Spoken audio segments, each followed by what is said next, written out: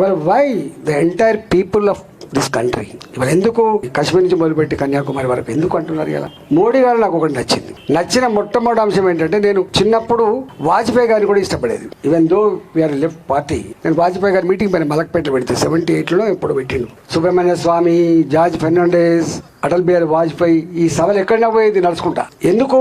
ఆయన తన జీవితాన్ని దేశం కోసం పనంగా పెట్టినటువంటి త్యాగమూర్తి అని చెప్పి భావిస్తాను నేను. త్యాగమూర్తులకి ఒక ఫిలాసఫీ లేదు, త్యాగమూర్తులకి ఒక పార్టీ ఉండదు, త్యాగమూర్తులకి ఏ వేదికైనా ఉండొచ్చు. త్యాగమూర్తులే. ఒక పుచ్చలపల్లి సుందరయ్య కావచ్చు, ఒక చెండ రాజేశ్వరరావు గారు కావచ్చు, ఒక వాజ్పేయి గారు కావచ్చు, ఇవాళ మోడీ గారిని ఎక్కడ నచ్చింది నాకు? మోడీ గారు భారతదేశ కీర్తి పతాక ప్రపంచ చిత్రపటం మీద ఆవిష్కరించింది నాకు నచ్చింది. President of India Abdul Kalam అమెరికాకు పోయిండు, బూట్లెడిపించి కోటెడిపించి చెక్ చేస్తున్నప్పుడు భారత్ నిరసన చెప్పింది. మా దేశంలో ఇవన్నీ నడవని చెప్పింది అహంకారంతో ఉన్న అమెరికా. కానీ ఇవాళ అదే అమెరికా నా ప్రెసిడెంట్ ఆఫ్ ఇండియా పైన, నా ప్రధానమంత్రి పైన రెడ్ కార్పెట్ వేసి స్వాగతం పలికే స్థాయికి వచ్చింది. ఆస్తులు ఉంటాయి పోతాయి, డెవలప్మెంట్ ఉంటది పోతుంది, కానీ రెస్పెక్ట్, సెల్ఫ్ రెస్పెక్ట్ కోల్పోయినాడు నువ్వు.